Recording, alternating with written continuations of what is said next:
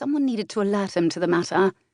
Besides, it had always been her opinion that God helped those who helped themselves, which left it up to her to see if she could not help God wrap this Christmas wish up for her mother. Chapter 1. Prudence accepted the hack driver's assistance to alight, paid him, then turned to stare at the front of Ballard's. The building was clean and stately-looking, with windows on every level. It looked like a home. No one seeing it would know that it was a gaming hell, where men gambled away their lives and the lives of the family members they were supposed to love. Prudence blew an irritated breath out as her conscience pricked her. She supposed calling it a gaming hell was not being quite fair. There were no Captain Sharps here, waiting to cheat the gamblers who frequented the establishment. This was, by all accounts, an honest concern. But it was not a private club either. Membership was not necessary to enter. However, it did only cater to better quality patrons. Proper decorum and a certain caliber of dress were required to enter, as well as the desire to stay and gamble your life away. Fingers tightening around the handle of her umbrella, Prudence scowled at the building, then glanced at the main door and the 3 men entering. 2 men, she corrected herself. The third appeared to be the doorman.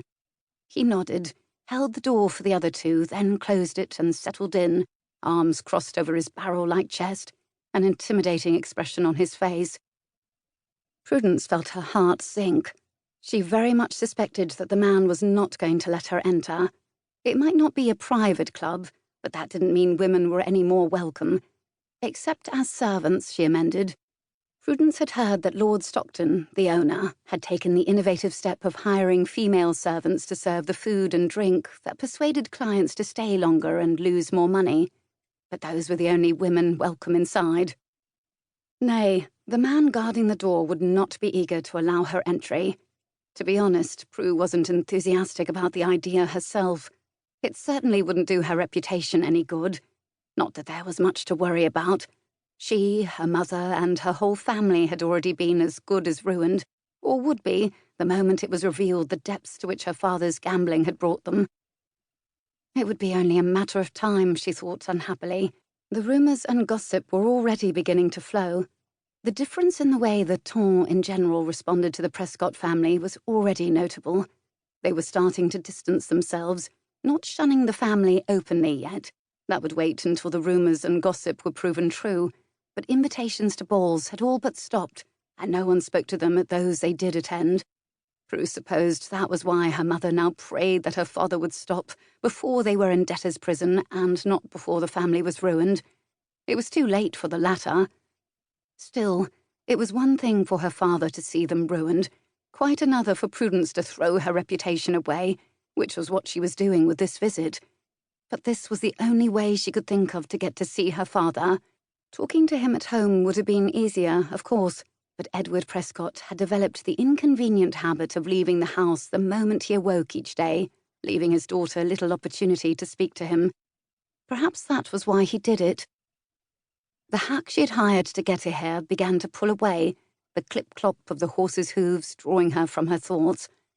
Standing about, staring up at the building like a scared ninny, would not get the task done, she reprimanded herself. Action was what was needed. Straightening her shoulders, she forced her chin up and marched forward.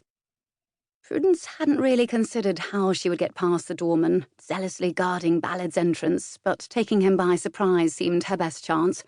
That being the case, she started out walking parallel to the building, as if she meant to walk past it. She moved at a quick clip, as quickly as the slippery walk allowed. It had been unseasonably warm, and had rained earlier, which was why she had her umbrella with her.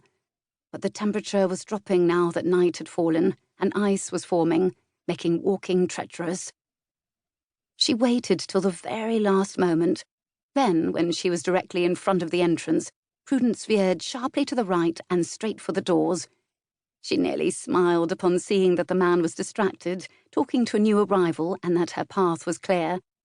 Tasting victory, she picked up her speed and barreled ahead. That speed almost saw her tumbling backward onto her fanny when the doorman suddenly stepped into her path. He was a solid wall of human flesh, and Prudence crashed into him, the air rushing out of her with an oomph. To keep listening to this audiobook, I've left you a link in the description so you can do it, at no cost thanks to Audible's 30-day free trial.